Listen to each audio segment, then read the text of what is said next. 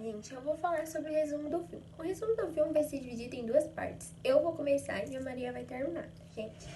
Lembrando que o resumo é para, se você assistiu, relembrar um pouco do filme. E se você não assistiu, para ter a curiosidade de ir lá assistir, porque o filme é super legal. O filme começa com Sam e Steve caminhando. O Sam e o Steve, eu vou colocar a foto dos dois. E eles contam um pouco sobre a guerra. Aí o que acontece? A Viúva Negra, essa aqui, buscar o Capitão América para uma missão. Que missão que era essa? Era um navio onde estava cheio de reféns. Aí o Capitão América fica intrigado com duas coisas. A primeira coisa é que dentro dos reféns tinha um cara da SHIELD, um agente.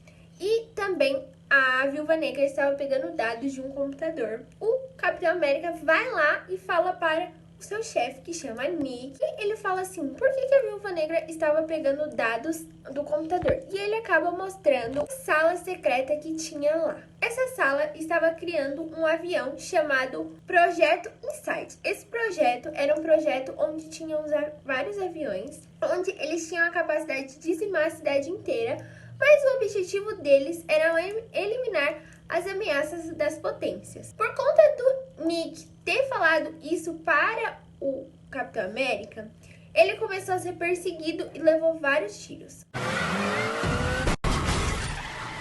Fratura detectada. Injeção de anestesia recomendada. O sistema da Polícia Metropolitana não mostra unidades nessa área. Me tira daqui! Surgindo então o Soldado Universal. O Soldado Universal é esse aqui. E deu o último tiro que o carro até capotou.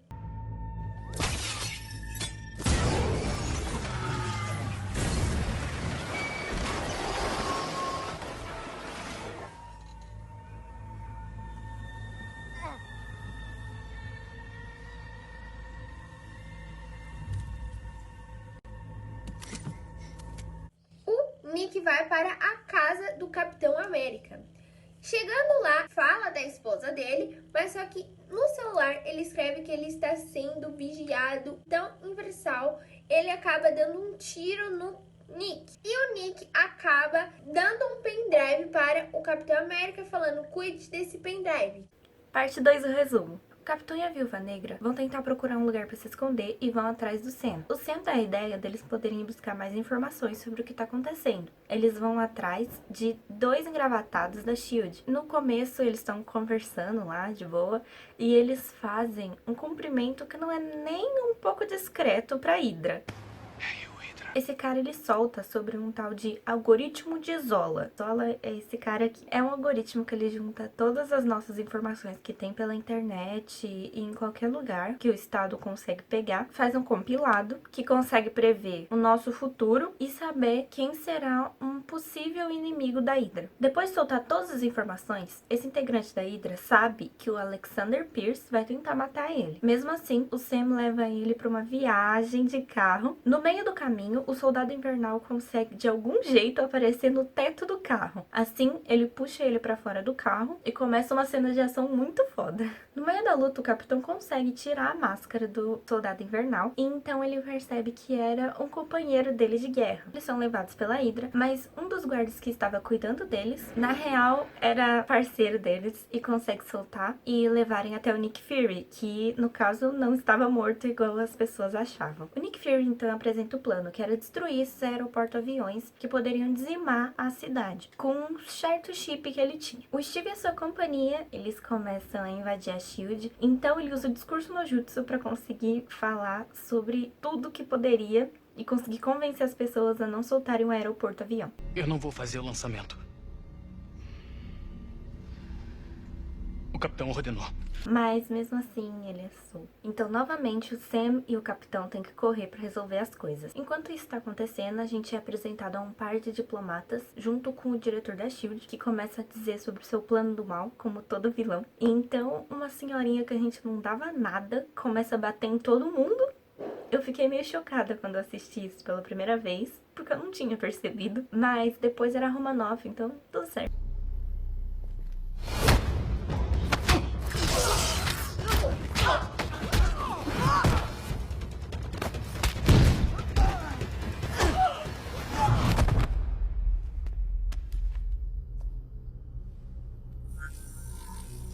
desculpe.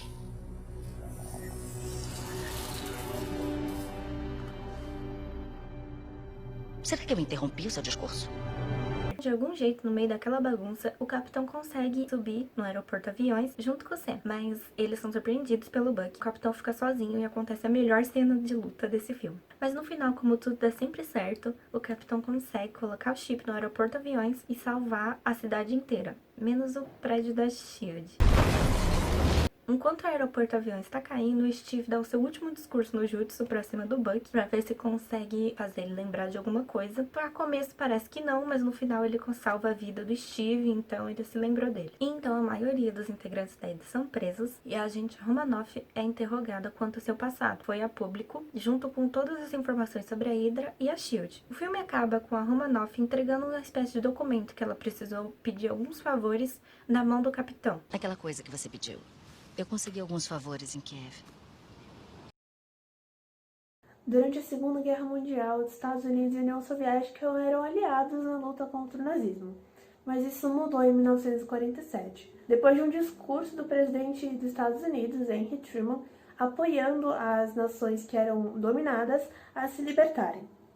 O nome Guerra Fria não tem nada a ver com sorvete ou com um clima muito frio. Na verdade, esse nome refere-se ao fato de que os países nunca chegaram a ter um conflito exatamente direto. Uma forma bem informal de explicar a Guerra Fria é dizer que, na real, ela foi uma guerra de propagandas. Os Estados Unidos, que era capitalista, obviamente queria fazer a propaganda do seu modelo econômico. E a União Soviética, socialista, queria fazer o mesmo. E eles faziam isso investindo nos ramos de ciência, tecnologia, a parte militar. Disputas duraram por tanto tempo e foram tantas que é quase impossível explicar todas nesse vídeo. E por esse motivo eu vou citar as mais importantes, que foram a Revolução Chinesa, a Guerra na Coreia, a Guerra no Vietnã e a Guerra no Afeganistão. Ocorreu também a divisão da Alemanha, que após a Segunda Guerra Mundial, a Alemanha foi dividida em zonas de influência entre ocidental, que era aliada aos Estados Unidos, e a oriental, que era aliada à União Soviética. Então, uma era capitalista e outra socialista. A Alemanha Oriental, que era socialista, não queria que a sua população ficasse mudando, transitando para a Alemanha Ocidental. Então, com isso, eles resolveram criar o Muro de Berlim para ter essa divisão, que até hoje é um grande marco, o Muro de Berlim na história da Alemanha. E também aconteceu a crise de mísseis em Cuba, onde Cuba era um país que tinha uma dependência dos Estados Unidos, e eles queriam, a população estava indignada com isso e queria logo se tornar dependentes. Então eles pediram ajuda para a União Soviética e a União Soviética ajudou, só que com isso eles se tornaram um país socialista e dependentes da União Soviética. A União Soviética resolveu, como estava em guerra com os Estados Unidos, resolveu colocar uma base de mísseis em Cuba, mirando os Estados Unidos. Os Estados Unidos, não satisfeito com isso, colocou uma base de mísseis mirando na União Soviética, na Turquia. Então, com isso, foram 13 dias de terror. A população mundial ficou aflita, não sabia quem iria atirar primeiro, o que iria acontecer e qual seria o resultado. Então, o pessoal estava bem aflito. E também teve a corrida armamentista, né, e espacial. Para todas as pesquisas e construção, vem um grande investimento, usa muito dinheiro. Então, com isso, houve grandes consequências, né? Então, começou a pesar no bolso da União Soviética. Exatamente, Ana. A União Soviética ficou tão preocupada com a disputa com os Estados Unidos que se preocupou mais em investir nas indústrias de base, que alimentavam a parte militar, e deixou de lado as indústrias que alimentavam a população, que eram as indústrias de bens de consumo. Isso gerou uma crise imensa e a população começou a passar fome. E aí o governo, pressionadíssimo, tomou algumas decisões que fugiam um pouco do ideal socialista. Isso obviamente não agradou as outras repúblicas socialistas soviéticas, e aí a partir desse momento as relações entre essas repúblicas foram se desgastando cada vez mais, até chegar o dia em que elas se desfizeram completamente. Isso aconteceu em 1991, mas assim, muito antes disso já apresentava certas fraquezas, como por exemplo o ocorrido da queda do Muro de Berlim, que foi em 9 de novembro de 1989. Oi, agora eu e a Isa vamos fazer as associações entre o filme Capitão América e o Soldado Invernal e a Guerra Fria. Espiões e as agências de espionagem. A espionagem sempre fez parte da história e com certeza atingiu seu auge durante a Guerra Fria. pois esse foi um conflito não armado e sim uma guerra de diplomacia e coleta de informações clandestinas dos inimigos. KGB pelo lado soviético e CIA pelos Estados Unidos podem ser associadas ao filme, como a própria KGB, que é citada pela sua ex-agente Natasha Romanoff, e SHIELD pelo lado americano. Corrupção. Além da espionagem nos próprios sistemas de governo dos inimigos, os espiões também se infiltravam nas próprias agências. No filme podemos ver isso como até a própria SHIELD tinha dois lados. Da guerra, a SHIELD foi fundada e eu fui recrutado.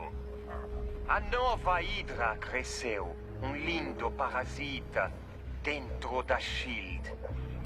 Há 70 anos, a Hydra secretamente alimenta crises, se beneficia de guerras, e quando a história não coopera, a história é mudada.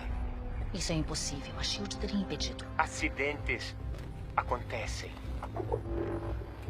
Um lado dos agentes americanos que tinham seus próprios ideais e objetivos, e um outro lado que era dos agentes infiltrados da corrupção na própria SHIELD, que eram de agentes soviéticos e ex-agentes da Hydra nazista. Corrida armamentista. Como dito anteriormente, o conflito não foi armado, mas sim uma corrida armamentista e tecnológica. Os Estados Unidos construíram uma arma muito potente, a União Soviética ia logo atrás e construiu uma ainda mais. No filme, a SHIELD tem um projeto InSight que vai servir contra ameaças. Esse é o projeto InSight. 3 aeroporta-aviões de última geração sincronizados com uma rede de satélites de localização. Porém, o projeto já estava corrompido pelo inimigo e os agentes infiltrados já tinham tomado o poder do projeto e a União Soviética ia se beneficiar justamente do lado americano. Os dois lados queriam ter as maiores tecnologias do mundo, e isso no filme pode ser visto quando o cientista Armin Zola, que era da antiga Hydra, armazena sua consciência em um computador de uma super tecnologia após a morte. Você conhece essa coisa? Armin Zola era um cientista alemão que trabalhava para o Caveira Vermelha. Ele está morto há anos. Primeira correção. Eu sou suíço. Segunda, olhe ao seu redor. Eu nunca estive mais vivo.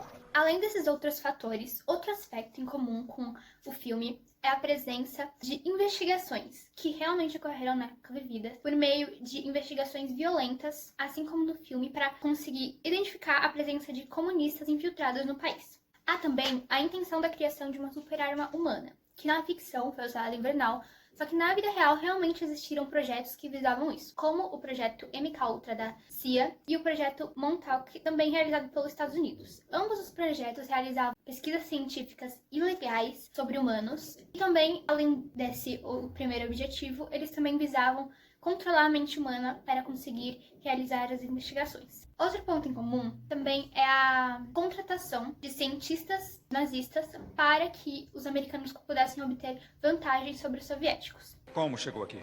Fui convidado.